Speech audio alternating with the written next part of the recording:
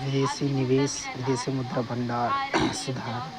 सुधार युग में एफडीआई और विदेशी मुद्रा भंडार में उल्लेखनीय वृद्धि हुई। एफडीआई और विदेशी निवेश संस्थागत निवेश एफआईआई वर्ष 1990-91 में लगभग 100 मिलियन अमेरिकी डॉलर से बढ़कर 2017-18 में 30 बिलियन अमेरिकी डॉलर हो गया। विदेशी मुद्रा भंडार वर्ष 1990-91 में लगभग 6 बिलियन अमेरिकी डॉलर से बढ़कर वर्ष 2018-19 में लगभग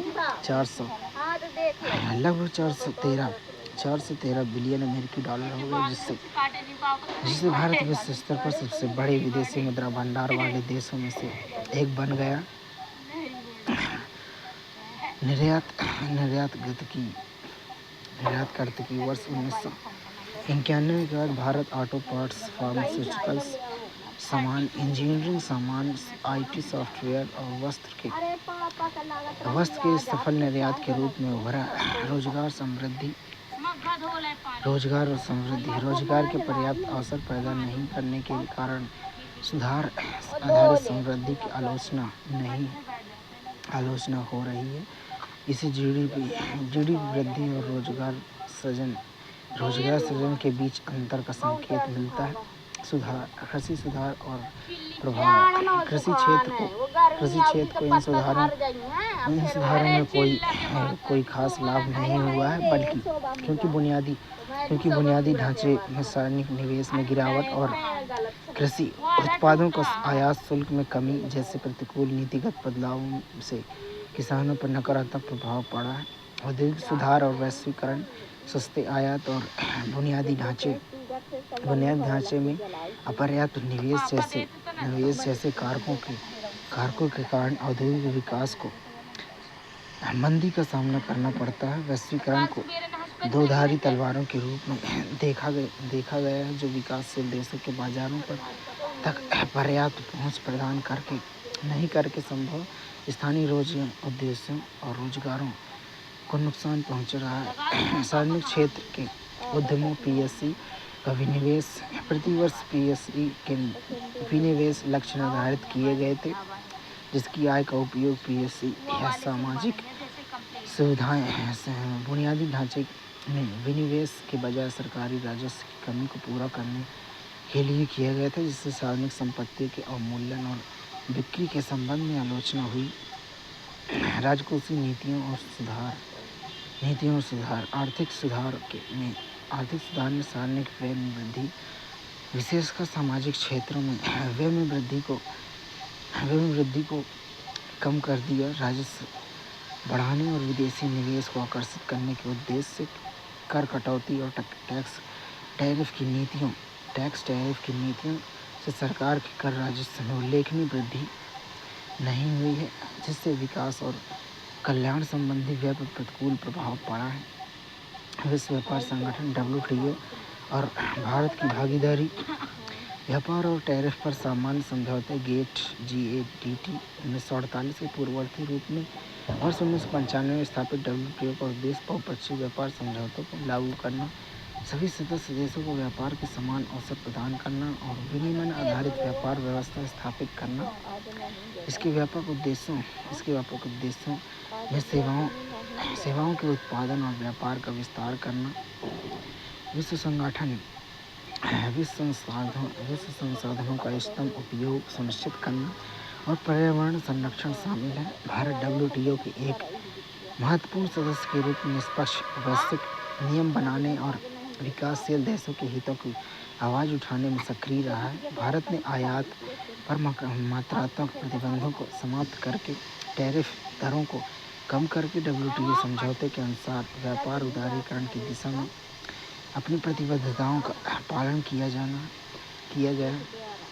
हालांकि व्यापार संबंधों में कथित अनुचितताएं, विशेष रूप से अंतर्राष्ट्रीय व्यापार पर विकसित देशों के आधिपत्य को देखते हुए इस बारे में सवाल उठ रहे हैं कि WTO में भारत की सदस्यता का क्या लाभ है।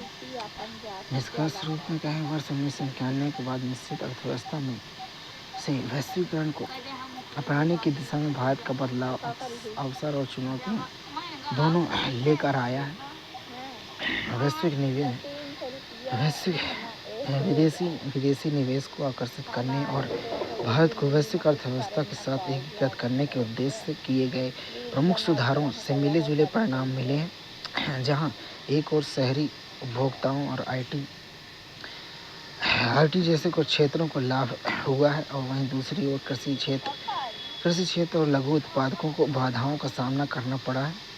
इस अध्याय में समावेशी विकास को बढ़ावा देने के साथ साथ वंचित वर्गों के हितों की रक्षा करते हुए न्यायसंगत वैश्वीकरण सुनिश्चित करने के लिए एक संतुलित दृष्टिकोण अपनाने की आवश्यकता को रेखांकित किया गया है। महत्वपूर्ण शब्दावली में उत्पादन यह किसी वस्तु को निर्माण या बनाने या निर्माण करने की क्रिया या प्रक्रिया है। बहुराष्ट्रीय कंपनी एमएनसी यह एक ऐसी कंपनी जो एक से अधिक देशों में कार्य करती है। आउटसोर्सिंग यह एक व्यावसायिक प्रथा है जिसे कोई कंपनी कार्य करने या सेवाएं प्रदान करने के लिए तीसरे पक्ष को काम पर रखती है। विदेशी व्यापार यह विभिन्न देशों के बीच वस्तुओं और सेवाओं का आदान प्रदान है। विदेशी निवेश विदेशी मुद्रा विनियमन यह एक देश की मुद्रा का दूसरे देश की मुद्रा में परिवर्तन है। उदारीकरण इसका अर्थ है कि सरकारी प्रतिबंधों को हटाना, व्यवसायों को यह तय करने से अधिक स्वतंत्रता देने की क्या आयात या निर्यात करना है। निजीकरण जिसका अर्थ है कि उद्यमों के सरकारी स्वामित्व या प्रबंधन से निजी क्षेत्र के नियंत्रण की दिशा में परिवर्तन। विनिवेश यह निजीकरण का एक रूप है जिससे सार्वजनिक क्षेत्र के उद्यमों पीएसयू की इक्विटी का एक हिस्सा जनता को बेच दिया जाता है। वैश्वीकरण यह किसी देश की अर्थव्यवस्था का विश्व अर्थव्यवस्था के साथ एकीकरण है जो अधिक परस्पर निर्भरता और एकीकरण को बढ़ावा देता है। सकल घरेलू उत्पाद जीडीपी यह एक विशिष्ट समय अवधि में किसी देश की सीमाओं के भीतर उत्पादित सभी अंतिम वस्तुओं और सेवाओं का कुल मौद्रिक मूल्य है।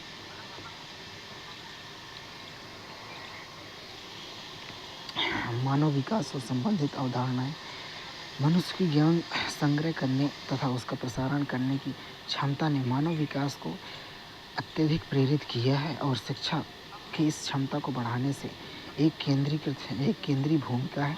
किसी शिक्षित व्यक्ति का श्रम कौशल किसी अशिक्षित व्यक्ति की तुलना में काफ़ी अधिक होता है, जिससे आय श्रेणी में वृद्धि होती है और आर्थिक विकास में पर्याप्त योगदान प्राप्त होता है।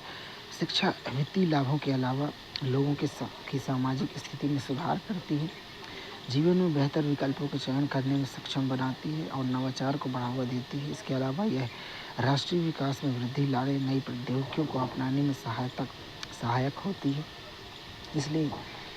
इसलिए शिक्षा के अवसरों के विस्तार की आवश्यकता पर बल दिया जाता है, क्योंकि यह न केवल व्यक्तिगत जीवन को समृद्ध करता है बल्कि आर्थिक और सामाजिक उन्नति को भी प्रेरित करता है। मानव पूंजी का अभिप्राय मानव संसाधन को शिक्षा और प्रशिक्षण के माध्यम से अभियंताओं और डॉक्टरों जैसे अधिक कुशल और जानकारीपूर्ण कार्यबल में परिवर्तन करने से है। ये परिवर्तन भूमि जैसे संबंधित भौतिक संसाधनों को कारखानों जैसी भौतिक पूंजी में परिवर्तित करने के समान है। मानव पूंजी के स्रोत शिक्षा यह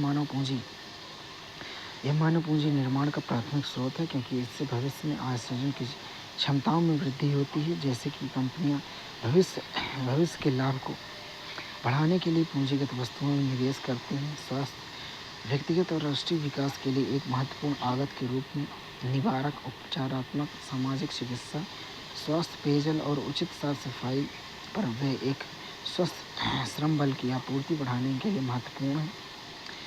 कार्यस्थल पर प्रशिक्षण फर्में श्रमिकों की उत्पादकता में सुधार के लिए कार्यस्थल पर प्रशिक्षण प्रदान करती हैं। इन हाउस या ऑफ कैंपस प्रशिक्षण के लिए में किए गए व्यय को श्रमिकों की उत्पादकताओं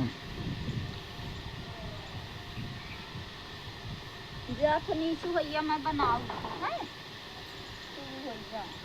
मसाला पीसा का आधा घंटा लग जाए, आराम कर लेते। अब पारी है तो पारी डाल। मानव पूंजी के स्रोत में शिक्षा यह मानव पूंजी निर्माण का प्राथमिक स्रोत है। क्योंकि इससे भविष्य में आय सृजन की क्षमताओं में वृद्धि होती है। जैसे कि कंपनियां भविष्य के लाभ को बढ़ाने के लिए पूंजीगत वस्तुओं में निवेश करती हैं। स्वास्थ्य व्यक्तिगत और राष्ट्रीय विकास के लिए एक महत्वपूर्ण आगत के रूप में निवारक और उपचारात्मक और सामाजिक चिकित्सा, स्वास्थ्य, पेयजल, उचित साफ सफाई पर वह एक स्वस्थ श्रम पर बल की आपूर्ति बढ़ाने के लिए महत्वपूर्ण है। कार्यस्थल पर प्रशिक्षण फर्में श्रमिकों की उत्पादकता में सुधार के लिए कार्यस्थल पर प्रशिक्षण प्रदान करती हैं। इन हाउस या ऑफ कैंपस प्रशिक्षण के लिए प्रशिक्षण किए गए व्यय को श्रमिकों की उत्पादकता में वृद्धि के रूप में, प्रतिफल के रूप में, निवेश के रूप में देखा जाता है। प्रवासन से जुड़ी लागतें के बावजूद व्यक्ति बेहतर रोजगार के अवसर और उच्च वेतन के लिए पलायन करते हैं। यह गतिशील मानव पूंजी निर्माण का एक पहलू है। सूचना मानव पूंजी में निवेश और इससे कुशल उपयोग के बारे में सुविचारित निर्णय लेने के लिए बाजार की जानकारी प्राप्त करने पर किया गया व्यय महत्वपूर्ण है।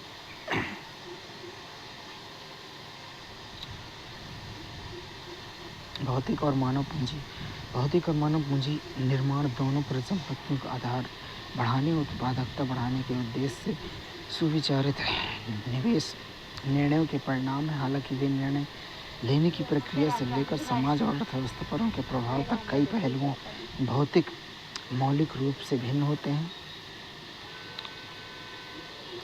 दृष्टिकोण निर्णय लेने की प्रक्रिया भौतिक पूंजी में निवेश संबंधी निर्णय ज्ञान और प्रतिफल की अपेक्षित दरों के पर आधारित होते हैं। मोटे तौर पर तर्कसंगत विकल्पों पर आधारित एक आर्थिक और तकनीकी प्रक्रिया है। मानव पूंजी इसका निर्माण माता पिता, समाज, शिक्षकों से प्रभावित होता है।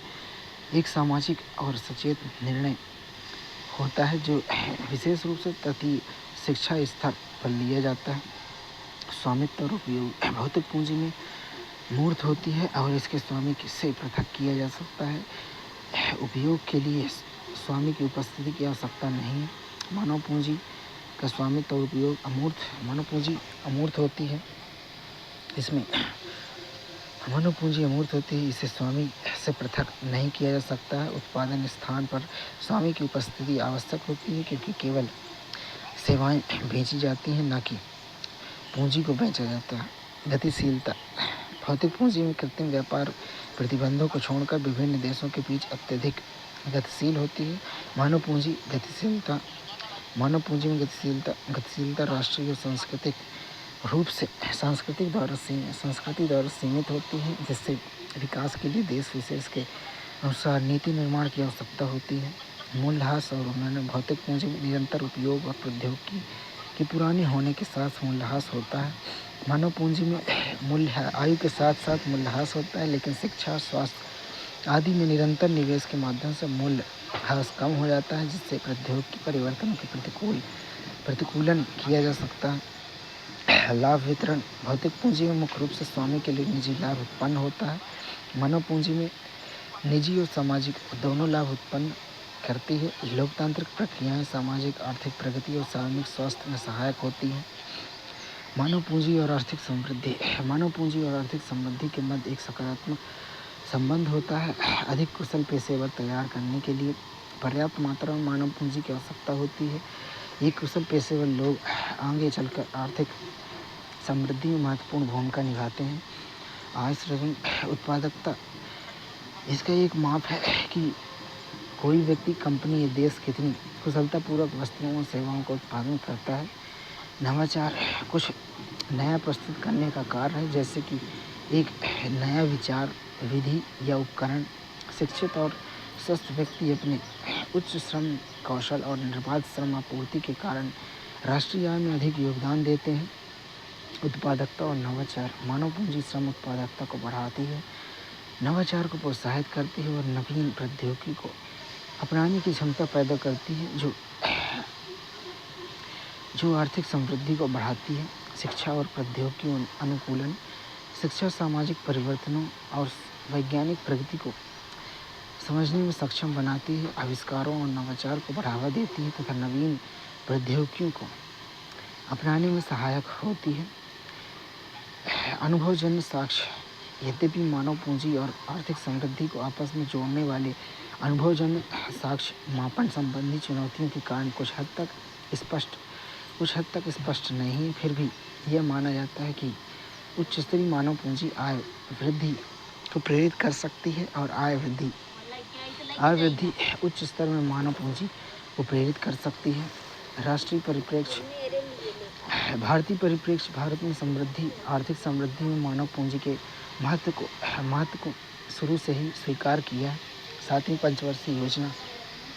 पंचवर्षीय योजना में अपनी विकास रणनीति के एक प्रमुख भाग के रूप में मानव संसाधन के विकास पर बल दिया था। राष्ट्रीय शिक्षा नीति 2020 यह नीति ज्ञान परिदृश्य में तेजी से वैश्विक परिवर्तन, तकनीकी प्रगति और जलवायु परिवर्तन तथा महामारी जैसी वैश्विक चुनौतियों को देखते हुए एक बहुआयामी कुशल कार्यबल की बढ़ती मांग को रेखांकित करती है। नीतिगत दृष्टिकोण इस दृष्टिकोण से रेखांकित किया गया है कि किस प्रकार से मानव पूंजी का निर्माण विकासशील ज्ञान परिदृश्य द्वारा प्रेरित भारत को एक उच्च विकास पथ की ओर अग्रसर करेगा, जो विश्व की 3 सबसे बड़ी अर्थव्यवस्थाओं में से एक बनने की उसकी आकांक्षा के अनुरूप होगा।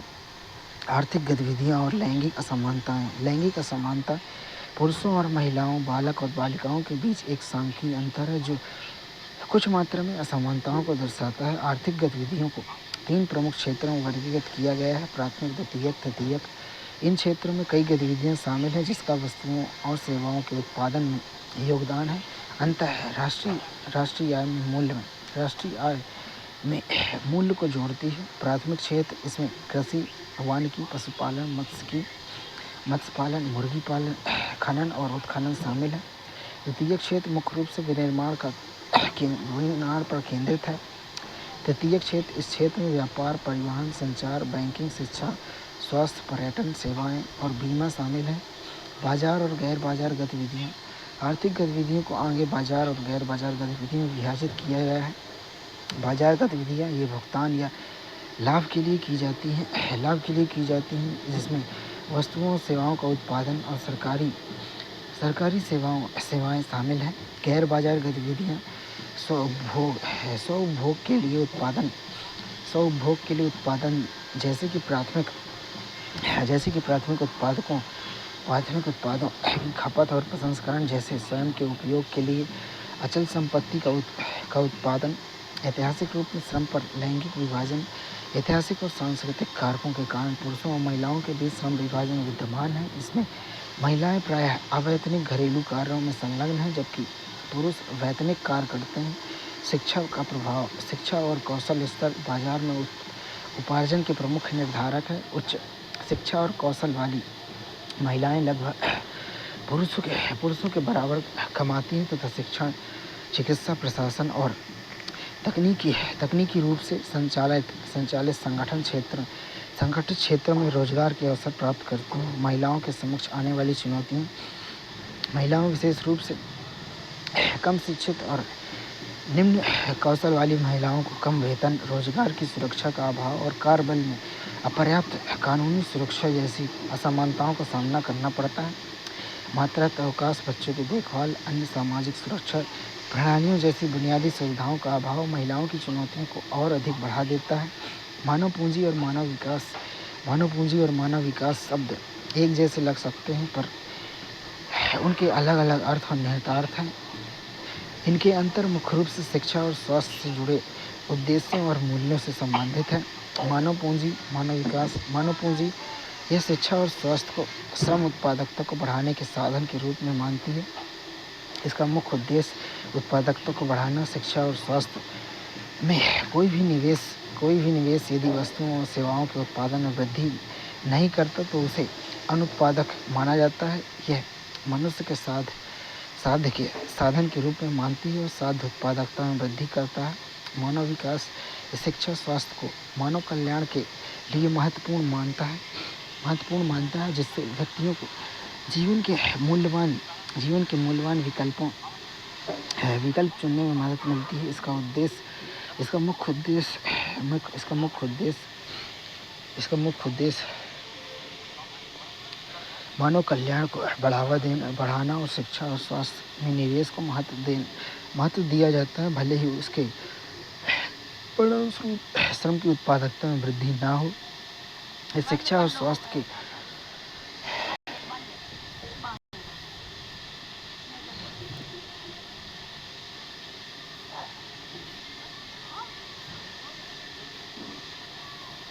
शिक्षा और स्वास्थ्य के आंतरिक मूल्य पर बल देते हुए मनुष्य को अपने आप में साध मानता है। मौलिक अधिकारों के रूप में साक्षरता और स्वस्थ जीवन पर जोर देते हुए बुनियादी शिक्षा और स्वास्थ्य देखभाल प्राप्त करने के लिए प्रत्येक व्यक्ति के अधिकार को सुनिश्चित करता है। भारत में मानव पूंजी निर्माण की स्थिति। भारत में मानव पूंजी निर्माण मुख्य रूप से शिक्षा, स्वास्थ्य, कार्यस्थल पर प्रशिक्षण, प्रवसन और सूचना में निवेश से प्रेरित है। इसमें शिक्षा और स्वास्थ्य महत्वपूर्ण है। यह खंड शिक्षा क्षेत्र की स्थिति और मानव पूंजी निर्माण को बढ़ावा देने में सरकारी हस्तक्षेप की आवश्यकता पर प्रकाश डालता है। शासन का ढांचा। भारत एक संघीय देश है जिसमें संघ, राज्य, स्थानीय स्तर, नगर निगमों, नगर पालिकाओं, ग्राम पंचायतों पर शासन है और संविधान में इसके अलग अलग कार्यों का उल्लेख किया गया है। शिक्षा और स्वास्थ्य पर व्यय की जिम्मेदारी सरकार द्वारा सभी 3 स्तरों पर साझा की जाती है, जिसका उद्देश्य विकास के समग्र दृष्टिकोण को अपनाना है। सरकार के हस्तक्षेप की आवश्यकता। शिक्षा और स्वास्थ्य सेवाएं निजी और सामाजिक दोनों लाभों को सृजित करती हैं, जिससे इन क्षेत्रों में निजी और सार्वजनिक संस्थाओं के संतुलन की आवश्यकता होती है। शिक्षा और स्वास्थ्य में निवेश के दीर्घकालिक प्रभाव और अपरिवर्तनीय प्रकृति को देखते हुए गुणवत्ता और सुलभता सुनिश्चित करने के लिए सरकारी हस्तक्षेप महत्वपूर्ण है। सेवाओं की गुणवत्ता और लागत के बारे में संपूर्ण जानकारी का अभाव सेवा प्रदाताओं द्वारा एकाधिकार, शक्ति और शोषण का कारण बन सकता है, जो कारकों को निर्धारित करने और लागू करने में सरकार की भूमिका को रेखांकित करती है। भारत में शैक्षिक और स्वास्थ्य प्रशासन केंद्र और राज्य स्तर पर शिक्षा मंत्रालय तथा राष्ट्रीय शैक्षिक अनुसंधान और प्रशिक्षण परिषद NCERT, विश्वविद्यालय अनुदान आयोग UGC और अखिल भारतीय तकनीकी शिक्षा परिषद AICTE जैसे संगठन शिक्षा क्षेत्र को सुविधाजनक बनाने में महत्वपूर्ण भूमिका निभाते हैं। इसी प्रकार स्वास्थ्य क्षेत्र को केंद्र और राज्य स्तर पर स्वास्थ्य मंत्रालय, स्वास्थ्य विभाग और राष्ट्रीय चिकित्सा आयोग तथा भारतीय चिकित्सा अनुसंधान परिषद ICMR जैसे संगठनों द्वारा सुविधा प्रदान की जाती है। चुनौतियां और सरकार की पहले आबादी का एक बड़ा हिस्सा गरीबी रेखा से नीचे जीवन यापन करता है, जिससे अनेक भारतीय बुनियादी शिक्षा और स्वास्थ्य देखभाल सेवाओं पर खर्च वहन नहीं कर सकते हैं। यह चुनौतियां उच्च शिक्षा और सुपर स्पेशलिटी स्वास्थ्य सेवाएं प्राप्त करने की भी है, विशेष रूप से सामाजिक रूप में उत्पीड़ित वर्गों के लिए। केंद्र और राज्य सरकारें पूर्ण साक्षरता प्राप्त करने और भारतीयों की औसत शैक्षिक प्राप्ति को बढ़ाने के लिए वर्षों से शिक्षा क्षेत्र के लिए व्यय में वृद्धि कर रही है, जो मानव पूंजी निर्माण के प्रति निरंतर प्रतिबद्धता को दर्शाता है। भारत में शिक्षा पर सरकारी व्यय भारत में मानव पूंजी निर्माण का एक महत्वपूर्ण पहलू है, जिसका मूल्यांकन कुल सरकारी व्यय के प्रतिशत और सकल घरेलू उत्पाद GDP के प्रतिशत के संदर्भ में किया जाता है। सरकारी व्यय के रुझान। कुल सरकारी व्यय में से शिक्षा पर व्यय प्रतिशत सरकार की शिक्षा की प्राथमिकता को दर्शाता है, जबकि GDP में शिक्षा पर व्यय का प्रतिशत शिक्षा के विकास में शामिल लोगों की आय के हिस्से के रूप को दर्शाता है। ऐतिहासिक रुझान वर्ष 1952 से वर्ष 2014 तक कुल सरकारी व्यय के प्रतिशत के रूप में शिक्षा पर 7.92 से बढ़कर 15.7 हो गया है। सकल घरेलू उत्पाद के प्रतिशत के रूप में शिक्षा पर व्यय 0.64 से बढ़कर 4.13 हो गया है। यह वृद्धि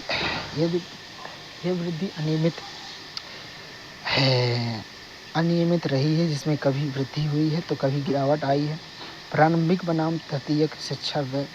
कुल शिक्षा व्यय का एक बड़ा हिस्सा प्रारंभिक शिक्षा पर व्यय किया जाता है। इसके विपरीत उच्च या तृतीय शिक्षा पर व्यय का हिस्सा सबसे कम है। हालांकि इस स्तर पर प्रति छात्र व्यय प्रारंभिक शिक्षा की तुलना में अधिक है। संतुलित व्यय की आवश्यकता स्कूली शिक्षा में विस्तार के लिए उच्च शिक्षण संस्थानों से प्रशिक्षित अधिक शिक्षकों की आवश्यकता होती है। इससे शिक्षा को सभी स्तरों पर व्यय बढ़ाने की आवश्यकता होती है। राज्यवार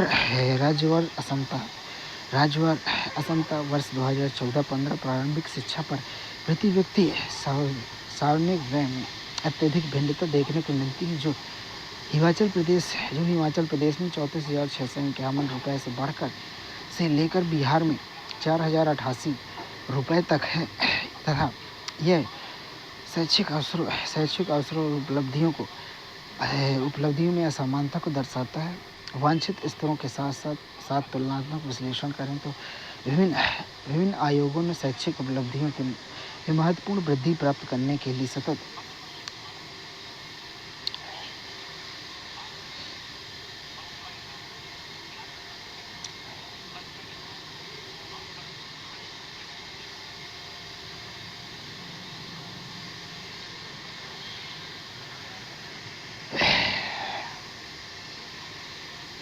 संतुलित व्यय की आवश्यकता स्कूली स्तर के प्रारंभिक बनाम तृतीयक शिक्षा व्यय